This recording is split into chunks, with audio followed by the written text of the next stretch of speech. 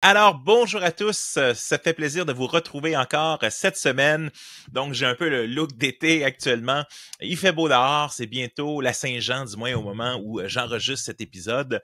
J'ai été jouer au tennis ce matin contre mon ami Pasteur. Puis, malheureusement, j'ai perdu. C'est le premier match de la saison. Et l'hiver, je sais pas s'il a mangé ses croûtes pendant l'hiver ou c'est moi qui en ai trop mangé pendant l'hiver.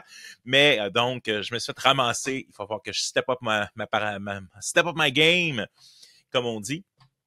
Écoutez, je préparais une réflexion sur toute la question tu sais, on a plusieurs enfants, on a 3 filles à la maison, là, maintenant une adolescente et les 2 autres plus jeunes, mais quand même, les questions, des fois, d'habillement, les questions, l'été qui s'en vient, etc., comment être à la fois modeste, mais bon, avoir du linge qui est quand même beau, etc., etc., c'est des questions qui sont parfois au cœur des discussions qu'on a en tant que parents.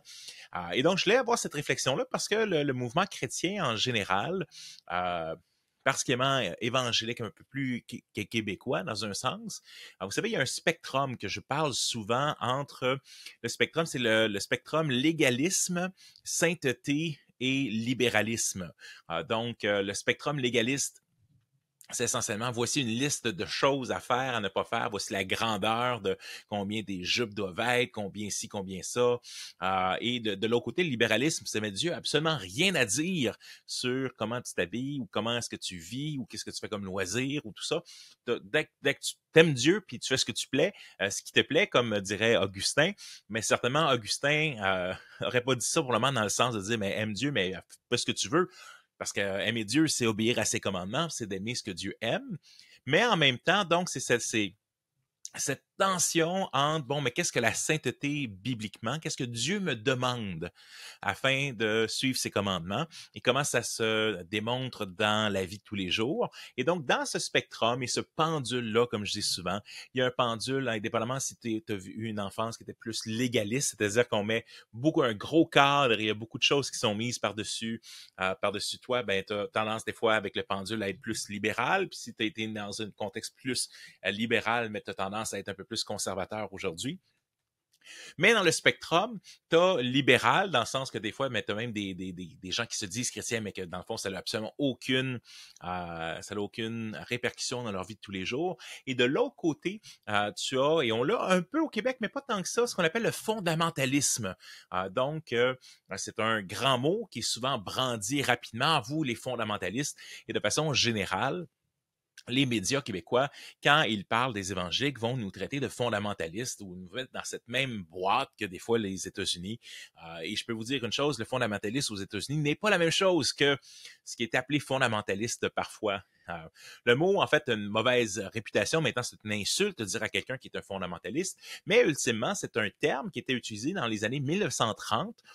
Donc, 1920-1930, avec il y avait plusieurs séminaires bibliques à l'époque, universités qui étaient chrétiennes.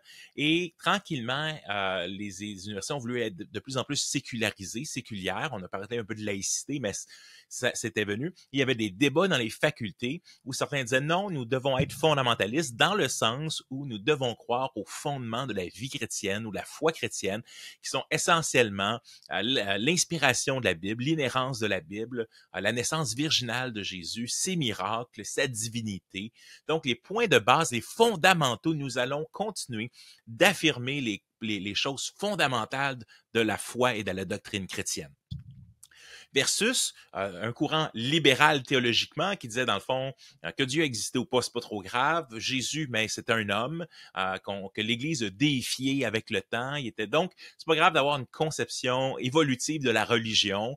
La Bible, ce n'est que l'impression d'hommes d'une certaine époque, leur perception de qui le divin est. Et donc, on doit avoir une meilleure idée que ça. Jésus est une image qui doit transcender ce qu'on comprend du Christ, non seulement du Christ qui a vécu puis enseigné, mais la lignée vers laquelle Jésus nous a envoyés, nous envoie vers la libération de tous les carcans et les choses. Donc, tranquillement, on envoyait plusieurs courants et il y a eu des combats dans les universités, pas pif-paf, là, mais des combats idéologiques qui ont fait que beaucoup de chrétiens sont sortis des universités qui sont devenues, elles, séculières, comme Princeton ou d'autres universités comme ça, et on a fondé des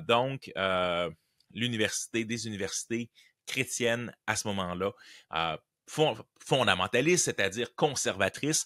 Et donc, aujourd'hui, conservatrice, c'est comme un spectrum. Tu sais, t'as libéral, t'as ouvert, t'as modéré, t'as conservateur, puis t'as fondamentaliste.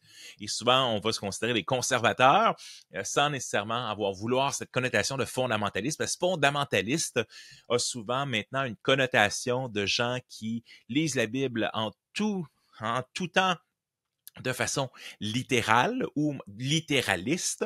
Sauf qu'une lecture de la Bible littéraliste, c'est que ça prend pas en compte, par exemple, c'est-tu une parabole, c'est-tu un symbole, c'est-tu de la poésie, c'est-tu de l'apocalyptique, c'est-tu... Et donc, on doit faire, l'interprétation conservatrice de la Bible, c'est qu'on fait une approche grammatico-historique, c'est-à-dire c'est la grammaire, les mots dans les contextes de cette époque-là, avec le contexte historique et social pour nous aider à comprendre qu'est-ce que ça voulait dire à l'époque. Versus littéraliste, ça veut dire que je suis pas capable de prendre les seconds degrés.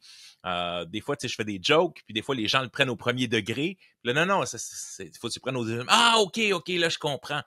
Et donc, dans ce sens, des fois, la Bible, elle a un sens symbolique ou un sens. Alors, par contre, que plus libéral dans le spectrum, des fois, vont arriver à dire, c'est pas grave ce que l'auteur original a voulu dire. Ce qui est important, c'est ce que tu y vois. Sauf que le problème de cette perspective-là, c'est que si tu es un libéral, tu sais, je disais, Dieu, à ce moment-là, peut inspirer Alice, tu sais, au Pays des Merveilles ou le Petit Chaperon Rouge. Quand je le lis, il peut m'inspirer quelque chose, puis tout d'un coup, mais il m'a enseigné quelque chose sur la vie. Et donc, dans ce sens, c'est plus la Bible ou le sens qui est important pour beaucoup d'interprétations libérales, c'est le sens que tu y apportes. Parce que le lien entre la vérité et la révélation est pas très important.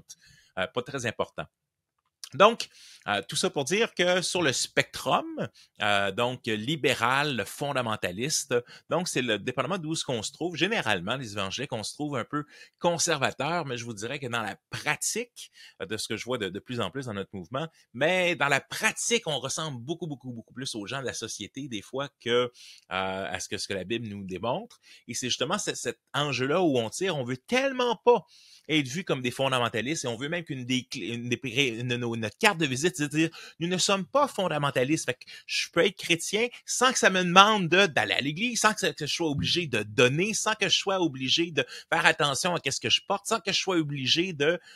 et c'est là que justement, on doit être challengé non pas par la culture seulement, mais par la Bible. Tu sais, c'est un des mythes principaux importants à buster, c'est la culture n'a pas toujours raison. Et donc, la culture peut être mal. Il y a des aspects dans la culture qui peuvent être bénéfiques et bonnes, puis il y a des aspects dans la culture qui peuvent être mauvais. Je pense que c'est dans l'épître de Tite que l'apôtre Paul s'adresse au peuple crétois. Il dit, comme le dit vos propres prophètes ou vos propres poètes, vous êtes une gang de menteurs. Donc, Paul souligne un trait culturel où les gens avaient l'impression qu'il en passait des vites, souvent. Et donc, des fois, il y a des choses dans la culture où l'apôtre Paul dit non, il dit, il faut se repentir de certains traits culturels. Il y a d'autres traits culturels qui sont neutres ou par exemple, en tant que Québécois, on aime beaucoup rire. Dans la Bible, ça nous dit de faire attention aux bouffonneries, puis de faire attention aux propos qui sont déplacés, parce que c'est pas séant de la bouche des chrétiens. Fait qu'on doit balancer ça. Fait que j'aime beaucoup l'humour, comme vous le savez, mais en même temps, il faut faire attention. Mais c'est pas parce que je fais attention que tout d'un coup, et là, on va le voir dans l'interprétation fondamentaliste de ça quand on le met en pratique, c'est de dire non, le chrétien fait absolument aucune blague, jamais, parce que c'est déplacé. Et c'est une perte de temps, puis c'est pas séant. Puis, fait qu'on a le même verset biblique, mais qui est interprété dans un cadre différent. Et une des choses qu'il faut se poser la question, est-ce que j'ai le bon cadre? Parce que nous, on pense toujours qu'on a raison. Je veux dire, les fondamentalistes pensent qu'ils ont raison, les conservateurs pensent qu'ils ont raison, les modérés pensent qu'ils ont raison, les libéraux pensent qu'ils ont raison, mais c'est pas tout le monde qui peut avoir raison en même temps. Et donc, sous cet aspect-là, en fait, même la majorité probablement ont tort sur plusieurs sujets. Et probablement que sur des sujets, j'ai tort aussi, puis je le vois pas parce que j'ai des angles morts que je vois pas toujours. D'où l'importance de lire non seulement des auteurs modernes, mais des auteurs plus anciens pour qu'on puisse se faire challenger nos angles morts culturels, bibliques, interprétatifs et autres. Donc, j'allais préparer une émission, un épisode sur la question, un peu avec l'été qui s'en vient, de c'est quoi quand on parle de la modestie, tu sais, puis on parle de la pudeur, puis on parle de comment s'habiller pour honorer Dieu. Et c'est bien sûr, c'est une question souvent qui touche davantage les femmes que les hommes. Mais étant papa de trois jeunes filles, mais c'est sûr que la question, ben, comment est-ce que c'est notre responsabilité d'enseigner ce que Dieu enseigne sur la question de la modestie ou des choses comme ça? Puis la Bible nous en parle. Ceci étant dit, et on va y revenir, j'ai commencé à regarder, il y a un documentaire qui est sorti il y a peut-être la semaine dernière, au moment du moins que j'enregistre, qui est sur la famille Dugard et sur le mouvement de Bill Gothard. Si vous en avez jamais entendu parler, c'est pas une perte, je vous dirais, parce que c'est profondément troublant. Et ça, je sais peut-être que certains qui m'écoutent avaient grandi avec un peu ces principes-là, comme la Institute of Biblical Life Principle ou Advanced Training International, ou des choses comme ça. Et donc, c'est tout un système, essentiellement. Aux États-Unis, c'est tellement plus fort qu'ici, puis ça fait vraiment peur dans le documentaire. Mais le documentaire s'appelle Shiny Happy People. Donc, grosso modo, des gens qui ont de l'air heureux puis brillants. Et les Duggards, c'est eux qui ont été extrêmement populaires. Ils avaient une série de shows de télé-réalité. C'est une famille qui a comme 19 enfants et une famille conservatrice. Pendant longtemps, je pensais qu'ils étaient des Mormons, en fait, en regardant un peu ici et là. Mais non, semble-t-il, ce sont une genre de branche d'évangéliques. Mais essentiellement ultra fondamentaliste avec un homme qui s'appelle Bill Gothard, qui était derrière un peu ce mouvement et qui, essentiellement, le documentaire, je vous le recommande, dans le sens ça vaut la peine d'aller écouter sur Prime Video, Shiny Happy People, mais c'est profondément troublant. Je veux dire, parce que j'ai connu certaines personnes qui ont vécu avec ces principes-là, mais et en voyant quand même une grosse différence entre l'application québécoise et l'application dans le milieu où tu as immensément de gens autour de toi qui sont ça. C'est un système à la fois d'école maison, donc ils font l'école à la maison. Disclosure, ici, je fais l'école à la maison aussi. On fait l'école à la maison avec nos 4 enfants. J'en parlerai un peu parce que des fois, il y a des questions qui viennent avec ça. Pourquoi est-ce qu'on fait ça? Puis versus les bienfaits versus qu'est-ce qu'on voit dans des milieux fondamentalistes. Et donc, le mouvement essentiellement de Bill Gothard, c'est un homme qui n'a jamais été marié, jamais eu d'enfants, mais qui a développé tout un système de c'est quoi avoir une famille, puis c'est quoi avoir des enfants, comment tu devrais les élever. Ça mixé avec une conception réellement des fois littéralistique là, de la Bible, et où était enseignée à la fois une structure d'autorité hyper grande, autant où tu sais bon, t'as Jésus, t'as le père, puis t'as la mère, les enfants, et tu dois obéir à l'autorité directe qui est au-dessus de toi, mais c'est très militaire. Et donc, le père finit par avoir tous les pouvoirs dans la maison. Les femmes sont vues comme, ils sont groomed, ils sont amenés à ne pas questionner l'autorité, à se soumettre un peu en tout temps, à être essentiellement au service de leur mari sexuellement ou des choses comme ça, parce que leur but est de plaire à leur mari, d'élever les enfants. Et ce qui est twisté dans tout ça, c'est que ça vient réellement de principes bibliques. Il y a des choses que j'enseigne parce qu'ils viennent de la Bible, parce que les principes sont là. Mais là, tu vois la version twistée, weird, où en bout de ligne, il a créé une série de curriculums où c'était pas vraiment une éducation qui était donnée en termes de mathématiques, français, etc. C'était vraiment comment former des bons chrétiens qui vont essentiellement devenir soit des bonnes femmes pour des chrétiens, soit des hommes qui vont avoir une influence dans la société, puis ils vont même avancer, puis il y avait un plan pour former des gens, être bons en débat, être bons en loi, etc. Puis il y a certaines personnes, une élite, qui vont pousser pour infiltrer, on prendrait la théorie du complot, mais allez écouter le documentaire, mais essentiellement parce que c'est une vision politique aussi qu'on n'a pas au Québec, une vision politique de dire il faut influencer, si on devient des sénateurs, si on devient des gens qui sont des aides avec des juges à la Cour suprême qui sont conservateurs, puis qu'on va militer pour réellement qu'on redevienne aux États-Unis un État chrétien. J'ai déjà parlé ailleurs que c'est pas possible, je crois, c'est vraiment, dans l'histoire, c'est terrible quand on a cette idée de jonction entre l'État et l'Église. Mais c'est pas notre contexte au Québec. Mais quand même, quand tu regardes ça, et même au point qu'ils ont des genres de cadets, alors, honnêtement, ça ressemble immensément à le documentaire, à la Watchtower. Donc, c'est au témoin de Jéhovah, la tour de garde, qui est aussi une immense organisation, très hiérarchique. Même chose avec les Mormons. Donc, essentiellement, ce qui est présenté là avec Institute of Biblical Life Principle, Bill Gothard et tout ça, c'est une forme, pour ça je disais, j'avais l'impression que c'était des Mormons pendant des années, mais c'est essentiellement une structure très, très, très militaire, et au point que dans le documentaire, il y a des choses que je ne savais pas, mais c'est sûr que le documentaire est axé, il y a quand même plein de gens qui sont sortis de ce mouvement-là, dont au moins un couple des Duggard, qui est là, qui en est sorti aussi du mouvement, puis qui raconte un peu ce qu'ils ont vécu, dont, et ça c'est absolument, j'ai goût de vomir, où l'autorité a souvent été utilisée, particulièrement par Bill Gothard aussi. Et là, c'est des allégations ici, parce que ça a été en cours, mais à cause que le temps, vous savez, il y a des choses que si tu ne te fais pas prendre à l'intérieur de tant d'années, ben, tu peux plus te faire poursuivre. Et Bill Gothard s'est fait poursuivre par une série de femmes ou de jeunes filles qui ont été abusées ou qui ont été touchées de façon inappropriée. Ou, je veux dire, c'est une culture, et c'est ça à cause de cette hiérarchie. C'est une place où c'est super facile, malheureusement, de pouvoir abuser des gens et de réduire les gens au silence à cause de cette culture de soumission qui est basée sur des principes bibliques, mais appliqué d'une façon, je veux dire, ta minute, là, c'est comme, oui, tu sais, oui, le principe biblique dans l'Écriture, il est là de dire ben, que le père est, à quelque part, le responsable, le leader de la famille, comme le Christ a aimé l'Église et il s'est sacrifié pour elle.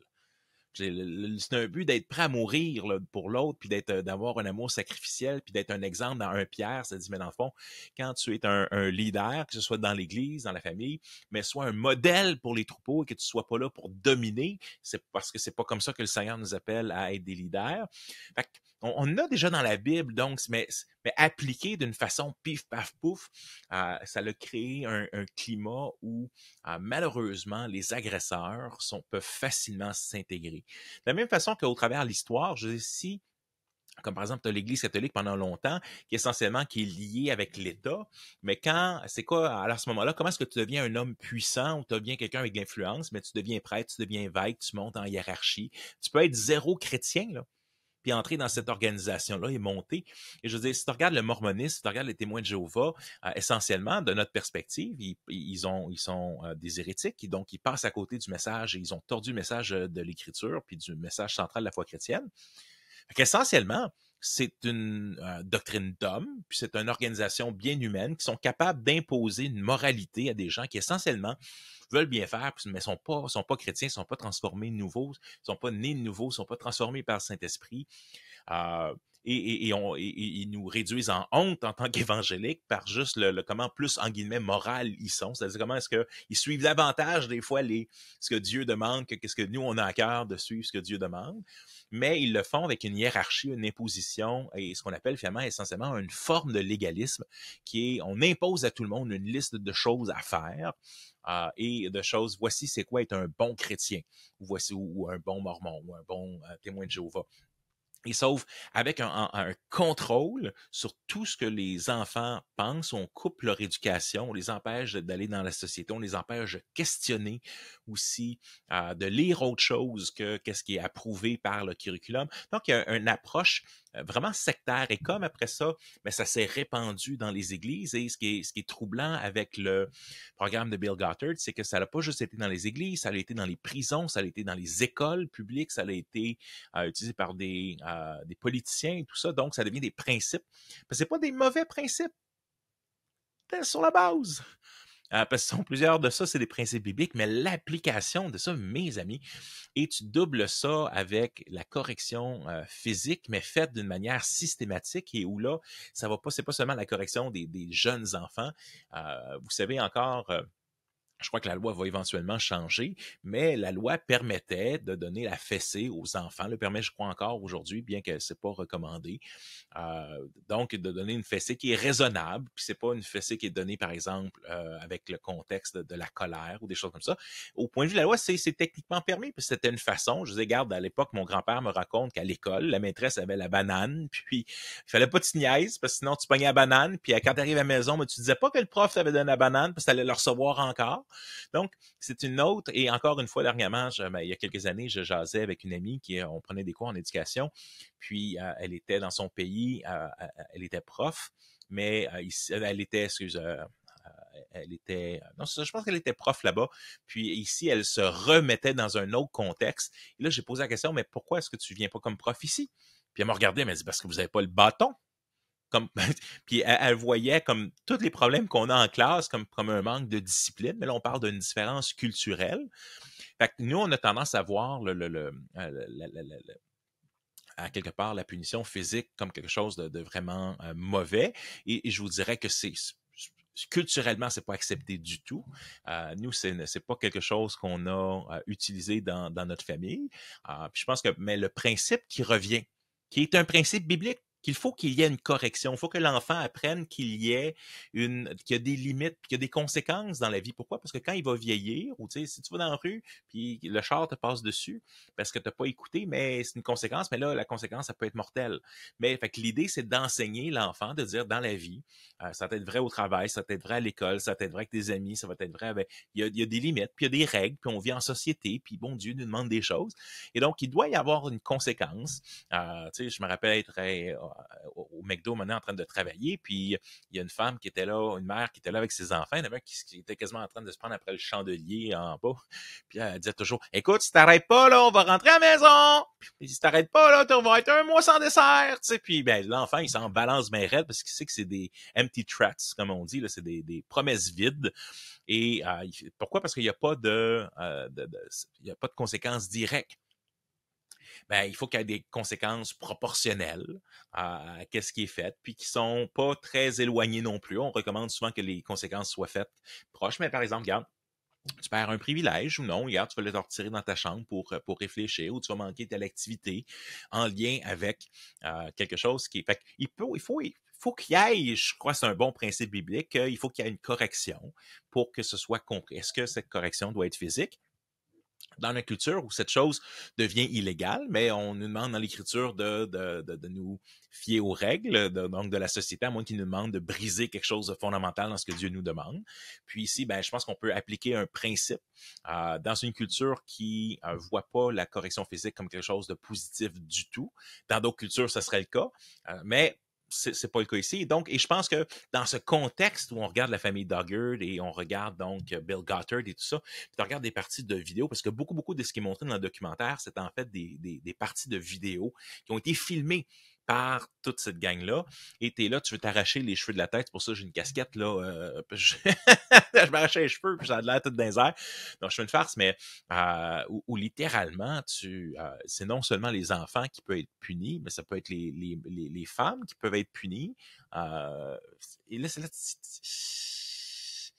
Définitivement, ça va tellement trop loin. Puis c'est quoi la ligne entre l'abus et juste une discipline et juste un contexte pour écraser puis pour être une place où finalement, mais comme malheureusement, comme je le disais tout à l'heure, mais Bill Gothard a été accusé, donc c'est allégué parce que ça l'a pas. Il y a même Bill Gothard a fait une contre-attaque contre les femmes qui se sont, parce qu'après qu'il y avait un statut, ce qu'on dit en anglais, le statute of limitation, donc le statut de limitation sur de se faire poursuivre. Puis là, ils ont attaqué à 18 000 chaque. Donc, les femmes pour leur faire, pour les punir à quelque part de l'avoir accusé. Et mais malheureusement, ou heureusement, le juge qui a écouté cette contre-suit, cette contre-poursuite, a donné raison aux femmes en disant non, votre témoignage est crédible et non, je n'accepte pas que vous deviez donner des dommages en punition de 18 000 chaque à M. Gothard. Donc, il n'a pas été prouvé dans une poursuite contre lui, mais sauf que la Cour a quand même reconnu dans une poursuite contre-poursuite que non, Bill Gothard ne pouvait pas les poursuivre en diffamation parce que leur témoignage était crédible. Malheureusement, des fois, notre justice ici-bas ne fonctionne pas toujours, mais je peux te garantir une chose, c'est que la justice qui vient d'en haut. Mais le jour du Seigneur, je n'aimerais pas ça être Bill Gothard et être devant le Seigneur et voir tout l'impact que ça a de détruire des vies comme ça par les abus sexuels, mais en même temps en créant, il y a même une série d'allégations, par exemple, au frère de Bill Gothard que lui a gardé. Fait qu'il y a une culture du secret aussi qui est là, puis malheureusement qui a été on l'a vu dans l'Église catholique, mais il a été dans pas mal tous les milieux. On l'a dans le milieu de la police, on l'a dans le milieu des couvents, on l'a dans le milieu. Il y a des histoires là d'horreur que j'ai entendu parfois comme ou des fois les religieuses dans le contexte catholique, des religieuses qui gardaient les enfants dans un placard en attendant que le curé arrive pour les abuser. C'est démoniaque. Ça donne le goût de prendre un bat de baseball puis d'aller empoigner une coupe, là, mais je fais pas ça, là, mais on comprend qu'il y a quelque chose en dedans de nous. Là, mais voyons donc. Puis tu fais ça en portant la soutane, tu fais ça techniquement, en guillemets, au nom de Jésus. Voyons donc! Fait que vraiment, là, je vous m'avais à froid un peu là, après avoir écouté, c'est un 4 épisodes là, de cette série-là, Shiny Happy People, où essentiellement, M. Gothard finit par avoir son propre organisation paramilitaire là, avec une genre d'armée, avec des gens qui veulent infiltrer un peu les différentes places dans le gouvernement, veulent un retour d'une théocratie, c'est-à-dire Dieu qui est à la tête, puis qui est en train de... et à quel point qu'on veut imposer les principes de Dieu sur tous les non-croyants aussi de notre société. Donc, c'est pas... Non, Jésus lui-même va le refuser. Mon royaume n'est pas de ce monde, mais c'est le cœur des gens, puis il veut transformer les cœurs des gens jusqu'au jour où il va revenir. Un jour, Jésus revient, puis il établit son royaume sur terre. Et donc, un jour du jugement, puis l'Évangile est offert à tous. Ce monde de paix et de justice est offert à tous. Fait que tout ça pour dire que j'ai vraiment été troublé, là. Mais en même temps, c'est une bonne chose parfois de regarder des choses comme ça. Parce que dépendamment du milieu duquel tu viens. Moi, je viens d'un milieu, je viens de parents non catholiques, non pratiquants. Ma mère a marié un baptiste non pratiquant quand j'avais 7 ans. Mais il est arrivé dans ma vie quand j'avais 5. On a commencé à aller à l'église, mais j'étais dans un milieu relativement assez libéral là, au point de vue familial, dans le sens où on n'était pas très appliqué sur ce que la Bible nous demandait, sur plein d'aspects différents.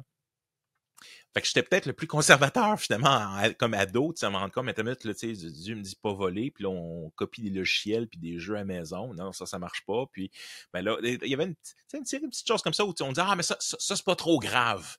Mais il faut pas être à cheval, tu sais, sur des choses comme ça. Mais c'est le Seigneur qui cogne à ma tête, dans mon cœur, puis dit, mais écoute, non, je veux faire la bonne chose. Puis je veux faire la bonne chose pour les bonnes raisons. Tu sais, je suis pas juste pour être légaliste, mais parce que je veux plaire à Dieu, puis Dieu me demande quelque chose, mais je veux le faire.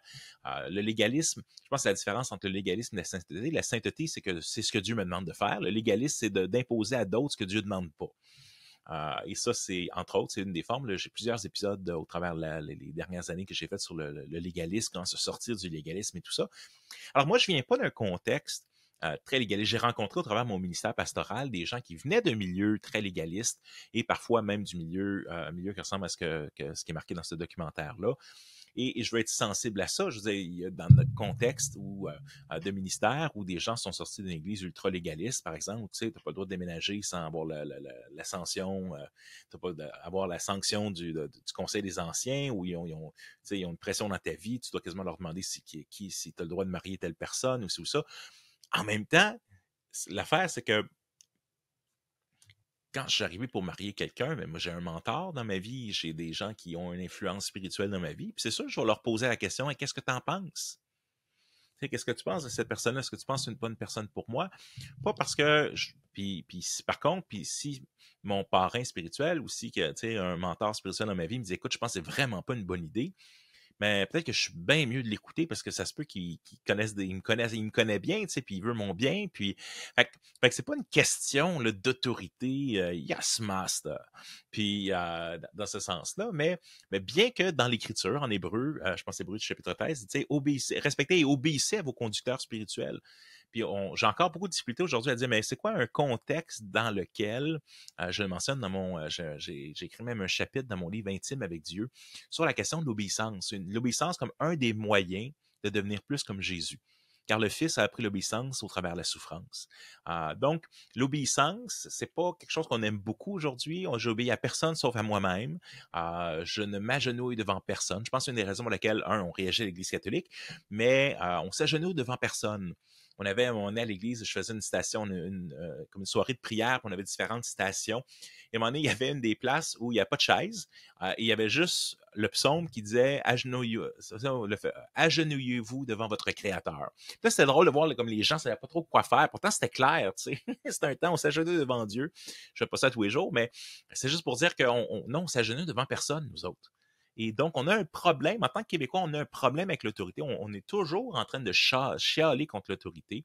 On, on est souvent des moutons, dans le sens, on finit par quand même faire on s'en va tous dans la même direction, puis on chiale, puis peu importe on change pas vraiment souvent nos leaders, même politiquement parlant. On a beau chialer, mais on fait jamais rien réellement pour changer les choses. Même la révolution, il y a eu la révolution sanglante en France. Nous, on a ce qu'à la révolution tranquille.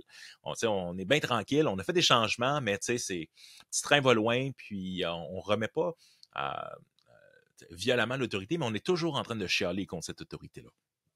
Et en bout de ligne, on voit ça dans l'Église, on voit ça dans la famille, on voit ça partout. On voit ça maintenant en éducation. Je veux dire, c'est un des problèmes de notre société, c'est que les enfants reconnaissent zéro autorité aux profs. Et le parent reconnaît aussi zéro autorité aux profs. Aujourd'hui, c'est pas... c'est comme je disais tout à l'heure avec mon grand-père, si t'arrives avec une mauvaise note à la maison, c'est la faute du prof aujourd'hui, puis le parent va venir voir le prof, pourquoi donner une mauvaise note à mon enfant? Puis c'est pour ça qu'on a tant de profs qui font des dépressions, des burn-out, des choses comme ça, parce qu'en bout de ligne, ils n'ont plus aucune autorité. Il y a un enfant le nombre d'enfants problème dans les classes augmente. Et là, je ne veux pas diminuer des fois la difficulté ou le suivi médical qui doit être fait, mais de plus en plus, mais il arrive des situations où un seul enfant va monopoliser, toute la classe doit sortir parce que le personnel scolaire n'a pas le droit à moins qu'il y ait un danger immédiat pour quelqu'un d'autre, les gens dans le milieu scolaire n'ont pas le droit d'intervenir physiquement avec un enfant. Ils ont tellement peur de perdre leur job, de se faire poursuivre, de ci ou ça. Là, je parle pas de donner une baffe aux enfants, mais des fois, il faut que tu l'arrêtes. Je veux dire, s'il arrive pour fesser sur l'autre avec un couteau, quelque chose, mais oui, il faut que tu l'arrêtes. Là, mais les gens ont tellement peur, même dans des cas dangereux de faire quelque chose, qu'il n'y a plus de concept d'autorité. J'ai enseigné au secondaire aussi, puis moi, j'ai une personnalité où j'essaie de rallier les gens, puis là, il y avait une classe que c'était pas facile, puis qui n'ont pas de respect. Le principe de respecter l'autorité, dans notre culture québécoise, il n'est pas là zéro. On le voit notamment, par contre, à me promener dans d'autres cultures, par exemple, dans des églises de d'autres nationalités. Des fois, je vais prêcher, puis des fois, ils sont là, pasteur Morin, ou pasteur Jean-Sébastien, ou pasteur Sébastien, et donc, souvent, le titre va m'être donné dans d'autres cultures, alors que dans ma propre église, c'est pas un titre que je recherche, c'est pas une appellation, je suis pas un gars qui est beaucoup après les titres ou se faire appeler un tel ou un tel. Mais c'est pour dire que, dépendamment de la culture, il y a des cultures qui ont une plus grande déférence envers les autorités. Puis, on le vu avec une autre génération. Quand j'étais dans mon premier ministère, j'étais un peu plus jeune aussi, mais les personnes âgées étaient un peu indisposées que je laissais les ados m'appeler par mon prénom. T'sais, pour eux, c'était un manque de respect envers moi. Fait que toute cette question de respect, d'autorité dans notre culture québécoise, c'est pas là. On n'a pas ça du tout. Alors que quand je regarde une situation comme, avec les Gothard et tout ça, où c'est tellement fort, puis la structure est là, puis t'as un père étouffant, puis contrôlant, puis l'aspect de contrôler, et tout ça est très, très, très présent, mais c'est sûr que, ça, c'est pas notre réalité québécoise. Je ne dis pas, par contre, qu'il n'y a pas eu des versions de ça. Je connais des gens qui ont vécu dans des églises qui étaient très contrôlantes ou dans des familles qui étaient très contrôlantes, avec des gens qui ont créé un système d'abus, qui ont profité et ça a protégé des agresseurs dans ça. Puis ça, je dénonce ça haut et fort, c'est mal, aucun doute là-dessus. Mais souvent, ce n'est pas le contexte québécois. Alors, quand on dit que je veux pas être légaliste, mais dans notre registre, là, on se compare pas à eux. sais, des fondamentalistes comme cette situation-là, on se compare à d'autres choses. Et c'est là que j'aimerais nous challenger un peu des fois en disant, ben, est-ce que la Bible nous a des choses à nous dire sur notamment, par exemple, des choses comme l'habillement. On arrive dans le temps, par exemple, de l'été et je dirais pour beaucoup de frères dans la foi, c'est une période plus difficile parce qu'honnêtement, c'est difficile de savoir où regarder.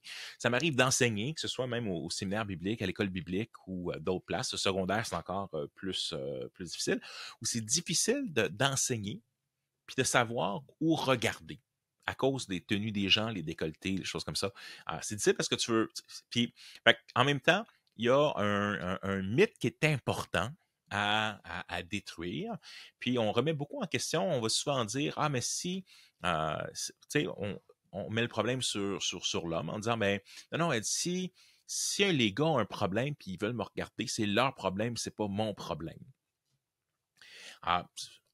C'est vrai en partie. C'est-à-dire que le problème du regard, tu peux décider de ne pas l'avoir. Ouais, ça c'est clair. Tu peux travailler fort. Job, j'ai fait un pacte avec mes yeux de ne fixer aucune vierge, aucune jeune fille. Écoute, fait que oui, il y a une part que c'est la responsabilité de l'homme. Même chose avec Jésus, il va dire, si quelqu'un regarde une femme avec une pensée de convoitise, c'est comme s'il l'avait déjà fait dans son cœur, mais l'adultère, mais effectivement, on a une responsabilité. La responsabilité, elle est en partie sur l'homme de dire non, tu dois contrôler tes pensées, tu dois contrôler tes regards. Ça fait partie de la recherche de la sainteté. Mais il y a un défi supplémentaire dans notre société parce qu'on a vu les choses évoluer vraiment beaucoup au travers des années, au point qu'on ne se rend pas compte aujourd'hui de l'impact de ces changements-là. Je disais... il s'appelle Secret Keeper. C'est un tout petit livre sur la modestie. Vraiment intéressant. Je mettrai en lien dans les notes de ce podcast. Mais elle disait, tu sais, 1913, les premiers décolletés. Puis quand on regarde les photos des décolletés de l'époque, là, on n'est pas là aujourd'hui. Là. On n'est pas à la même place qu'aujourd'hui. J'ai un rêve. J'ai un rêve que toutes les personnes au Québec puissent entendre l'Évangile d'une manière claire, adaptée et avec un soupçon d'humour. C'est pour ça que j'ai écrit le livre Nous croyons en Dieu, la foi chrétienne expliquée. Et c'est aussi pour ça qu'on a monté 10 vidéos d'une dizaine de minutes pour aller avec le livre afin qu'on puisse soit lire le livre, soit regarder les vidéos, soit les deux, directement avec un ami, ou avec un petit groupe d'exploration de la foi, ou avec le groupe des jeunes, ou en école du dimanche. Les questions de discussion sont déjà à la fin de chaque chapitre dans le livre. Mon rêve est que ce livre puisse être utilisé par toutes les églises au Québec, comme kit de bienvenue ou matériel de petits groupes, ou pour donner à nos amis qui s'intéressent à la foi chrétienne. Il y a même une deuxième section bonus dans le livre intitulée Les Facts de la foi, qui est essentiellement un genre de catéchisme québécois. C'est la théologie systématique en 52 questions. Le livre est écrit en évitant les distinctifs des différentes familles d'Église, de sorte qu'il puisse être utilisé par les différentes familles d'Église évangéliques. Tu peux retrouver le livre chez Publications chrétiennes et les vidéos gratuitement directement sur notre chaîne YouTube missionnel.org. N'hésite pas à nous contacter si tu as des questions ou encore des idées de conférences ou de formations.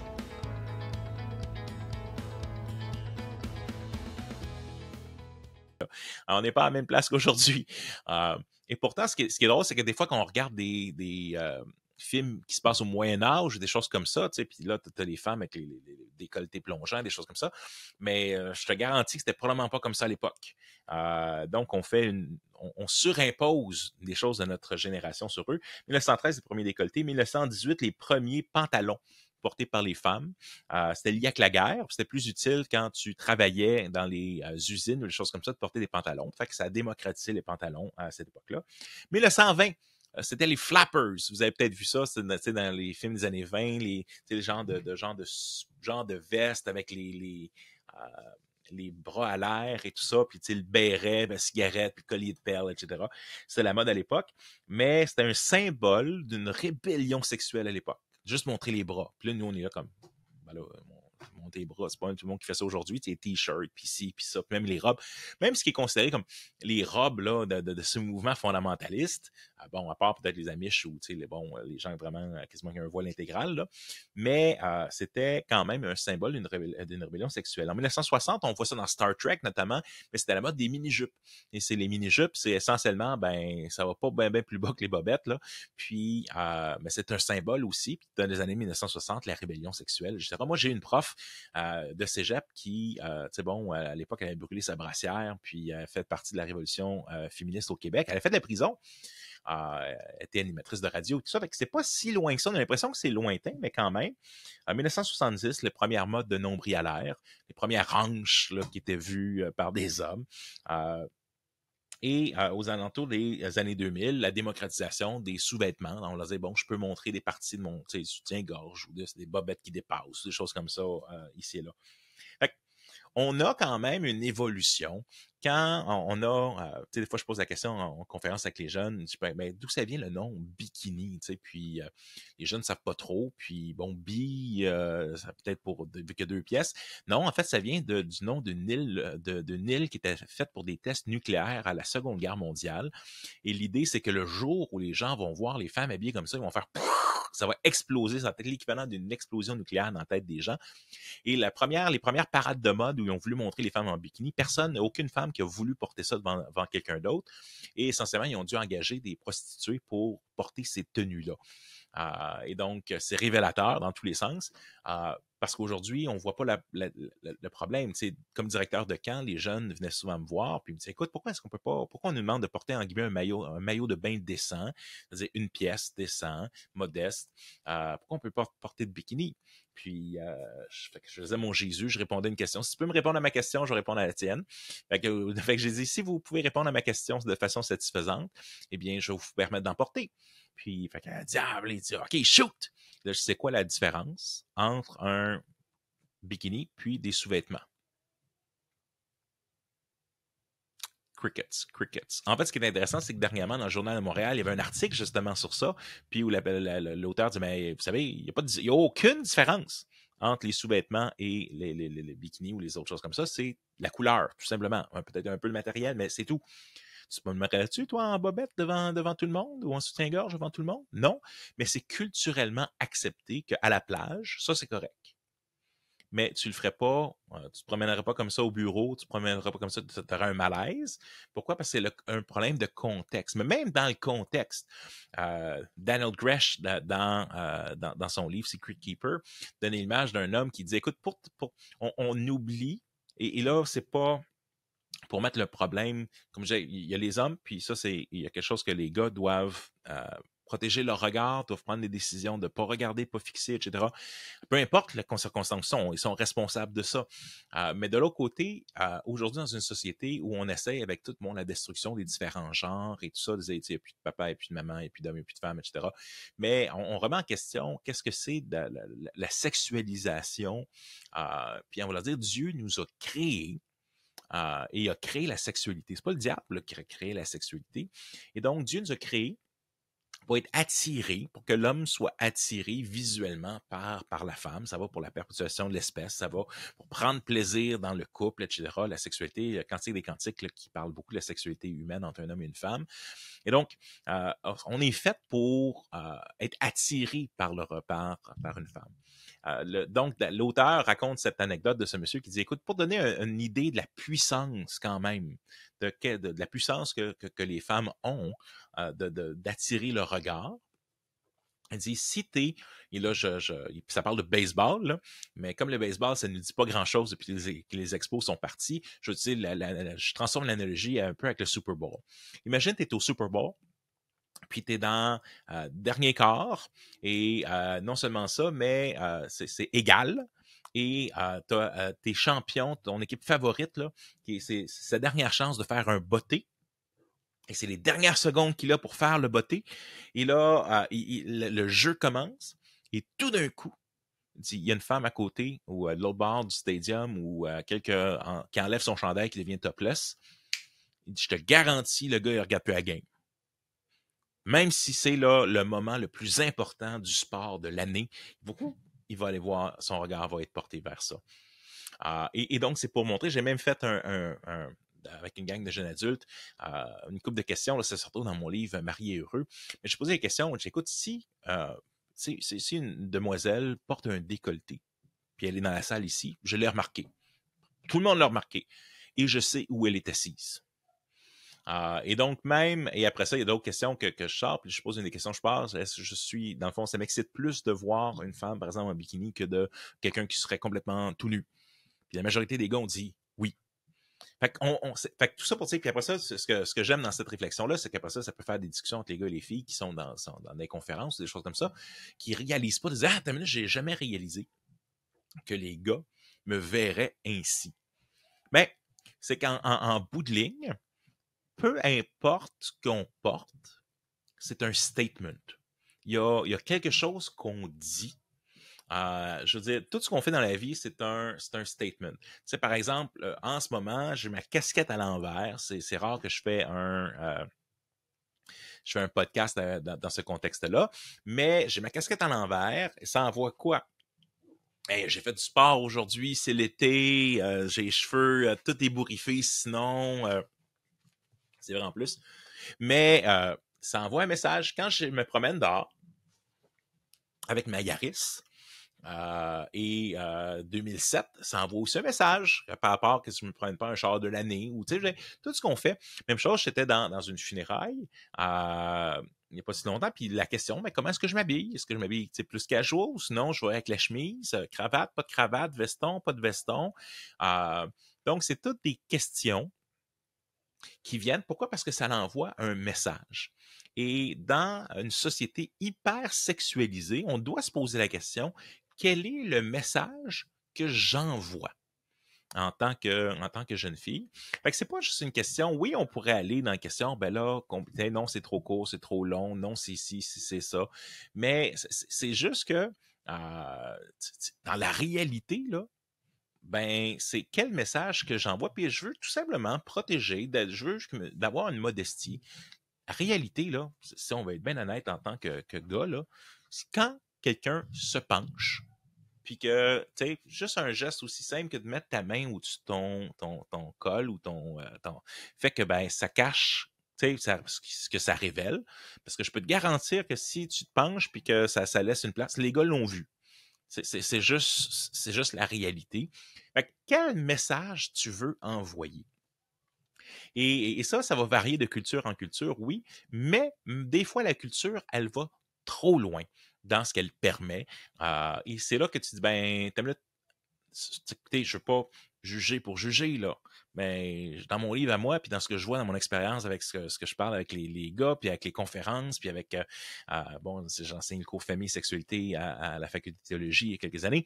Tout ça pour dire, ben, avec tout ça, je peux vous dire, ben, non, ça fait une différence, puis en bout de ligne, ben, bikini, mais c'est des sous-vêtements, puis c'est ça. Fait que je disais, en tant que chrétien, en tant que pasteur, tu sais, bon, si j'ai adressé, ben, on va aller particulièrement dans l'épître de Paul à Timothée.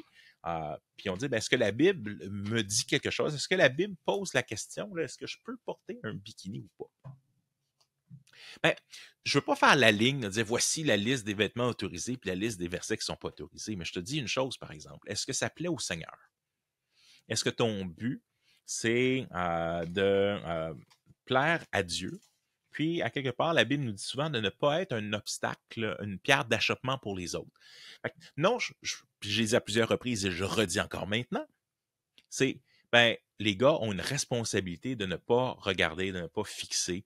Et ça fait partie de leur dynamique, de leur problème. Mais est-ce que vous pouvez aider, mesdames, en vous habillant d'une façon qui est modeste? Mais oui, ça fait partie de la liberté chrétienne de ne pas utiliser ma liberté pour faire tomber quelqu'un d'autre. Et donc, on va l'avoir dans 1 Timothée, chapitre 2. Et encore une fois, ce qui est super drôle, parce que des fois, je pose la question dans ce passage d'un Timothée, puis je fais lever les étudiants à la main. OK, dans ce passage-là, il y a plein de choses qui est parlé. Qu'est-ce qu'on devrait encore faire aujourd'hui ou pas? Puis là, quand on arrive à cette section-là, ils me regardent tous, ils sont pas trop sûrs, tu sais. Puis pourquoi? Parce que quand la Bible challenge, en fait, on n'a pas de problème avec la Bible tant qu'elle challenge pas ce qu'on fait déjà. Ce qu'on a de la difficulté avec la Bible, c'est quand ça challenge quelque chose qu'on fait pas ou qu'on devrait faire ou que et c'est là on l'a ici. Puis oui, il faut adapter parfois culturellement qu'est-ce que ça veut dire pour aujourd'hui. Mais le principe biblique, lui, demeure là. Et donc ici, on peut voir en 1 Timothée chapitre 2, verset 9, de même, je veux aussi que les femmes, habillées d'une manière décente, se parent avec pudeur et simplicité, et non avec des tresses de l'or, des perles ou des toilettes somptueuses, mais plutôt avec des œuvres bonnes, comme cela convient à des femmes qui affirment honorer Dieu. Écoute, le texte dit, là, le principe, là, tu veux honorer Dieu. Tu veux honorer ton mari, tu veux honorer les autres hommes, tu veux honorer les autres femmes aussi. Et dans ce sens-là, ben, c'est quoi? Ben, je veux qu'il soit habillé d'une manière décente, se part avec pudeur et simplicité. Puis là, il dit que la caractéristique soit pas avec des tresses de l'or, des perles, des toilettes somptueuses. Ici, il y a aussi une dimension économique qui joue dans le passage, c'est-à-dire que, tu sais, pas te promener par toi en montrant ta richesse puis en écœurant les autres frères et sœurs dans l'Église qui sont pauvres. Fait qu'il y a une dimension qui est ça, mais il y a une dimension où c'est dire, ben, avec pudeur et modestie, c'est important. Et c'est quoi la pudeur et modestie? Ben, c'est là qu'en bout de ligne, peut-être que culturellement, ça change d'une à l'autre, d'une culture à l'autre, mais qu'on doit quand même se poser la question, qu'est-ce que j'envoie comme message? Il y avait une jeune qui m'a dit, qui me demandait, pourquoi est-ce qu'on peut pas, dans le cadre de la louange, si on demandait, ben non, tu peux pas porter une jupe courte. Pourquoi? Parce que tu es élevé sur le stage, puis ben, c'est ça. Si t'es trop élevé sur le stage, les gens sont assis, mais c'est facile de voir tes sous-vêtements. Puis non, ça distrait de la louange quand tu montes tes sous-vêtements aux gens. Puis là, elle dit, mais pourquoi est-ce qu'on peut pas porter tout ce qu'on veut? Puis on avait juste quelques lignes, c'était pas il n'y avait pas un code d'habillement complet. Là. Fait que j'ai dit, mais regarde, prochain groupe de jeunes, c'est toi qui amène l'étude. Puis recherche un peu là-dessus. Puis donc, elle a fait ses recherches, elle est revenue. Puis en bout de ligne, mais c'était un peu l'idée, ben, aujourd'hui, c'est de valoriser, de dire, mais moi, je vais m'habiller de façon sexy. Ou d'être sexy. Puis ça ne veut pas dire nécessairement de se promener tout nu, là. Mais en bout de ligne, le mot sexy, c'est un adjectif qui vient de quel mot? Sexe. Ou donc de m'habiller de façon à attirer les regards sexuels. Est-ce que c'est vraiment ça que je veux envoyer? Par contre, ben, je suis persuadé que tu veux avoir de l'air belle, puis, tu sais, et la beauté, puis avoir du beau linge. Ça veut pas dire d'arriver là, habillé comme Mère Teresa avec tu sais, avec des vêtements qui sont faits là, de literie, là, tu sais, les bleus, tu sais, blancs avec des lignes bleues, là. Je veux dire, c'est pas... L'idée, c'est pas d'être le moins bien habillé, puis d'avoir juste des choses laides, puis c'est pas du tout ça l'idée. Mais ici, à quelque part, ça envoie l'idée, et ça serait vrai pour les gars aussi. Écoute, tu sais, le gars là, qui arrive avec son suit mauve, là, puis qui flash, ou tu sais, le pasteur prophète machin là, qu'on voit dans l'évangile de prospérité, là, puis qui arrive avec son golden watch, puis tout le kit, puis son suit qui brille, ou tout ça, ben, l'idée ici, c'est peut-être, mais garde, attire pas, tu sais, que ce qui attire l'attention des gens, là, ce soit ta gentillesse, ce soit les fruits de l'esprit dans ta vie, puis non pas ce que tu portes. Puis qu'est-ce que tu portes? Honore Dieu, honore ta femme, honore ton mari. Fait que oui, est-ce que la Bible a quelque chose à dire? Oui. Est-ce qu'elle nous donne une liste de quoi porter, quoi pas porter? Non, dans le sens où tu n'as pas une liste, là, fais pas ci, fais pas ça, mais ça te donne des principes. Puis un des principes, c'est un principe important, je pense, à voir avec nos enfants. C'est de dire, mais regardez, l'Écriture nous demande de nous habiller d'une manière décente, puis qui va honorer Dieu, puis qui, dans le fond, ben, révèle pas aux autres ce qu'on veut pas vraiment révéler à d'autres personnes. Puis dans ce cadre-là, ben, je pense que c'est une recherche de la sainteté, sans arriver avec une règle pour dire, oh, putain, là, t'as 2 centimètres de plus, comme malheureusement, on l'a déjà fait dans les écoles bibliques ou dans certains contextes, où parfois on préfère avoir une règle stricte, littéralement une règle, que de devoir amener le jugement sur pour d'exercer le jugement, le discernement chez les jeunes. Par contre, ne pas adresser ces questions-là, comme à l'école biblique ou ailleurs, mais ça amène le fait que votre boy, OK, non, il y a pas les jeunes, des fois, n'ont pas la réflexion. Ils ne s'en rendent même pas compte C'est ce que Dana Gresh disait. Elle dit, ouais, j'ai réalisé qu'il fallait que je fasse une deuxième édition de mon livre sur la modestie quand j'étais sur une plage, à un moment donné, sur une île, dans une croisière, une gang de chrétiens, puis il y a une gang de jeunes filles qui arrivent avec des super mini bikinis, super exposants, puis là, hey, t'es l'auteur, oui, on aime beaucoup ce que t'as écrit, puis on essaie vraiment de le mettre en pratique. Ah oui, lequel? Celui, sa modestie. Là, ouais, je pense qu'il y a des choses qu'il faut que j'adresse que j'ai pas adressées ou que j'ai mal adressées, ou parce que les jeunes, à cause qu'on vit dans la culture qu'on vit, puis qu'on voit tous les films qui passent à Hollywood et tout ça, on se rend plus compte à un moment donné. Mais je vous dirais que on arrive dans un moment avec tout le mouvement hashtag MeToo et tout ça, où même il y a des réflexions, même à l'intérieur du Marvel Cinematic Universe, même à l'intérieur des films Marvel, où tu vois, mettons, avec l'introduction de Black Widow dans Iron Man 2, et il y a même les habits de super-héroïnes deviennent beaucoup plus habillés avec le temps. Et même, c'est une chose qu'ils regrettent maintenant dans ce qu'ils disent. Pourquoi? Parce qu'effectivement, ça amène une culture de l'hypersexualisation. Puis on ne veut pas réduire la femme à ses simples attributs physiques. Puis je pense qu'effectivement, fait que de voir si la société elle-même est en train de voir que le pendule a été tellement d'un côté. Ça va prendre du temps avant qu'il revienne, mais je pense qu'on peut donner et dire, hey, notre désir, c'est pas d'être légaliste, notre désir, c'est d'honorer Dieu, d'honorer mon prochain, puis que ma vie soit reflétée non pas par mon linge excentrique ou provocateur, mais que ce soit par mes bonnes œuvres, puis qu'est-ce que le Seigneur fait dans ma vie.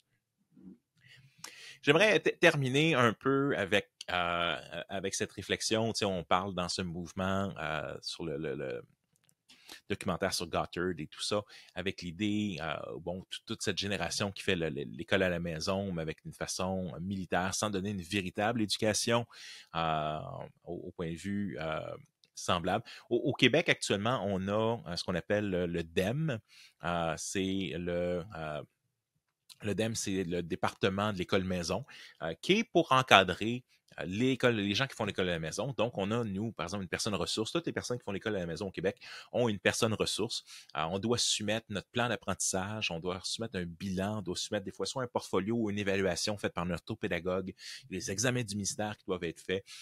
Donc, il y a quand même l'État qui nous demande des comptes pour qu'on fasse une bonne éducation puis qu'il y ait une éducation qui soit équivalente avec ce qu'ils recevraient à l'école. Par contre, c'est aussi, pour moi, c'est aussi la chance, en fait, ayant été dans le milieu scolaire pendant un bout de temps, puis de voir en fait, l'échec, et je ferais peut-être ça fait longtemps que je vais en faire un podcast, c'est un peu à part de nos sujets actuels, mais de ma réflexion, mes regards sur l'éducation au Québec, à tous les niveaux. Donc, j'ai la chance d'enseigner au primaire, au secondaire, au cégep, à l'université, en formation continue. Donc, je fais un regard multidisciplinaire. J'enseigne dans plusieurs, en philo, en histoire, en langue, en théo. J'enseigne l'apologétique. J'ai enseigné plein de choses. Ce qui me donne vraiment un regard plus large sur l'éducation au Québec actuellement. Puis une des choses, c'est une des réalités. J'ai été vice-président du comité du conseil d'établissement de l'école de mes enfants.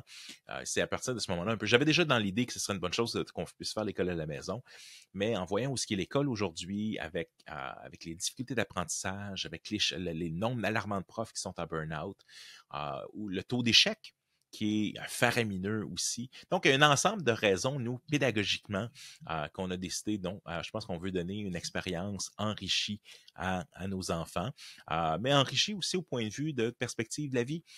C'est-à-dire, dans mon cas, j'ai un background aussi en philosophie, j'ai une maîtrise en philo, une maîtrise en théologie. Fait que pour moi, l'importance, je suis un apologète que mes enfants soient exposés aux grands penseurs de la vie, que ce soit Platon, que ce soit Aristote, que ce soit Nietzsche, que ce soit plusieurs autres, d'avoir une compréhension du monde qui est plus large, puis d'être capable d'avoir un sens critique, qui sont capables d'évaluer des arguments, qui sont capables d'avoir aussi des life skills qui leur permettent de gagner même des skills qui ne sont pas enseignés dans l'école traditionnelle. Bizarrement, on leur enseigne, on passe peut-être 2 heures à l'enseigner à faire un budget dans tout leur secondaire.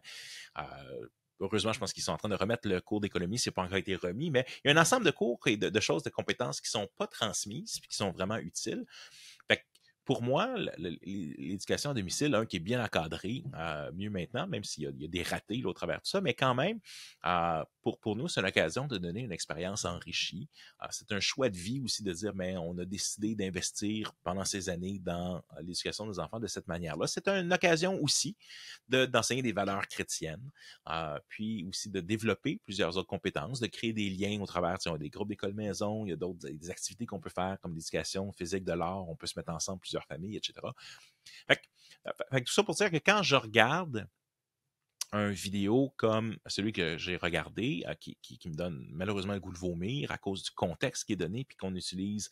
Je veux dire, si les gens s'imaginent que c'est ça, faire l'école à la maison, quand ils regardent ça, mais je peux dire, c'est pas la réalité. C'est peut-être la réalité malheureusement de certains, mais c'est pas la réalité qu'on vit ou qui est vécue par beaucoup de familles québécoises. Même avec la pandémie, il y a eu un nombre record de personnes avec la création d'IDEM et tout ça, ils ont été surpris par voir combien de gens faisaient l'école à la maison. Pourquoi? Parce que même pendant la pandémie, les choses ne fonctionnaient pas. Puis on se rend compte que il y a multiples raisons pour lesquelles tu peux faire l'école à la maison. Un, parce que tu peux vouloir donner un programme enrichi. Deux, ça peut être pour des raisons idéologiques. Mais trois, ça peut être aussi parce que tes enfants ont des difficultés d'apprentissage. Puis la réalité, c'est que le système scolaire n'a pas les capacités de pouvoir prendre en soin un tutorat un à un. Puis des fois, en bout de ligne, l'école à la maison, mais c'est l'occasion d'avoir un tuteur ou plusieurs qui t'accompagnent puis qui font sûr que les choses avancent. Et ça, pour moi, c'est un des plus grands arguments. C'est ce qu'on appelle l'éducation by mastery, par la maîtrise. C'est par exemple, je te donne un exemple en mathématiques. Eh bien, si en mathématiques, tu as 60% dans ton premier examen, puis on dit, mais là, tout bad, on doit continuer parce que toute la classe, tu as une classe de 30 personnes. Fait que là, tu as ton deuxième examen, tu as 50%. Puis là, ton troisième examen, j'ai 60%. Mais là, à chaque fois que ça veut dire que tu maîtrises la matière là, à 60%, tu as 40% de la matière que tu ne maîtrises pas. Pourtant, on te pousse et on t'avance. Mais là, après une couple de fois, là, une couple de niveaux ou autre, tu as l'impression d'être super poche en maths parce que, ben, en fond, parce qu'il te manque des gros bouts que tu n'as pas maîtrisés. On n'a pas pu s'asseoir avec toi pour prendre le temps de s'assurer que tu comprends bien. Mais l'école à la maison, ça donne la chance d'avancer seulement. Écoute, si tu ne comprends pas ce module-là, tu ne comprends pas les fractions, tu ne comprends pas la trigonométrie, tu ne comprends pas la géographie, on va rester là jusqu'à temps que tu comprennes, puis on va donner d'autres outils, puis on va regarder les choses différemment pour être sûr que tu as bien compris avant de passer à la prochaine étape. Parce que sinon, on ne te rend pas service. Mais là, quand on a 20, 30 élèves, tu en as des fois 10 là-dessus qui ont des difficultés d'apprentissage ou des plans d'intervention. Ils n'ont pas les ressources. Je veux dire, on ne se donne pas les conditions gagnantes pour 2 cents dans le système d'éducation actuellement. Puis on enlève de plus en plus. Fait que tu as un contexte où les parents, il n'y a pas de notion beaucoup de respect de l'autorité ou de respect des enseignants qui sont là. Fait que là, on a un mix, là, mon ami, super explosif. En plus de ça, tu mets toute la pression sur nos jeunes d'être complètement uniques. Et là, tu rajoutes la pression sur les écoles aussi de pousser une idéologie qui est l'idéologie qui est liée à l'identité de genre, tout ce qui est là. Et ça amène encore plus de pression sur nos jeunes. Et donc, il y a vraiment un ensemble de critères actuellement qui rendent la situation vraiment difficile dans le milieu de l'éducation. Et donc, l'école à la maison peut être un moyen de pallier à ces défauts-là. C'est sûr que c'est une décision que chaque famille doit prendre et que ce n'est pas toutes les familles qui peuvent la prendre non plus. Mais certainement, je pense que c'est une option. Puis même en regardant ce vidéo, moi, j'avais le goût comme je vous dis, de m'arracher les cheveux pour dire non, c'est pas ça. C'est pas obligé d'être ça pour 2 scènes. Mais quand même, c'est cette réflexion. Alors, écoutez, et là, ça fait 1 heure que je parle. Donc, c'était mes réflexions à la fois sur qu'est-ce que je voulais apporter. Dire, écoute, non, accompagnons nos enfants avec les principes que Dieu nous donne, puis en développant un discernement. Romains 12, c'est offrir vos corps comme un sacrifice vivant à Dieu, ce qui sera de votre part un culte raisonnable. Mais donc, ne soyez pas conformés par la pensée de ce monde, mais soyez renouvelés par le renouvellement de l'intelligence afin que vous sachiez discerner la volonté de Dieu, ce qui est bon, agréable et parfait. Et donc, ce qu'on veut viser, c'est le discernement de la volonté de Dieu pour que nos jeunes soient capables de dire, OK, qu'est-ce que le Seigneur demande? Qu'est-ce qui plaît au Seigneur? Seigneur, aide-moi à désirer ce que toi tu demandes. Puis que ce soit fait sur la base d'une relation qu'ils développent avec Dieu et non simplement parce que les règles sont là. Bien que quand ils sont jeunes, des fois, il faut quand même expliquer les règles puis dire, oui, le Seigneur nous demande telle chose. Puis, dépendamment d'où sont nos enfants, mais on va les élever quand même dans ce que la Bible nous le dit, mais pas d'une façon qui est, tu sais, bon, militaire et fondamentaliste, comme on peut le voir dans une vidéo comme ça. Alors, écoutez, que le Seigneur vous garde. On se retrouve la semaine prochaine. Je vous souhaite une bonne été. Puis que le Seigneur nous donne la sagesse de comment naviguer. Puis c'est pas des questions faciles. Hein? Comment j'élève mes enfants? Comment je leur donne le goût d'être chrétien? Comment est-ce que je peux être un chrétien contagieux? Et non pas un chrétien austère et un père sévère, mais qu'on puisse persévérer dans la foi, dans l'esprit et dans cette joie. Parce que je pense qu'il y a une joie et une liberté profonde dans ce que Jésus nous offre, puis c'est ce qu'on veut trouver. Puis je pense que, je le dis souvent, mais une des choses que je veux qui transpire le plus de ma famille puis de mon approche, c'est ma joie. Je veux que mes enfants se souviennent de mon rire, comme dirait Chuck Swindoll, et non pas les règles puis les choses à la maison, parce que je pense qu'on peut leur enseigner. Mon but est vraiment de les enseigner comme un modèle, et non pas comme quelqu'un avec sa règle, non.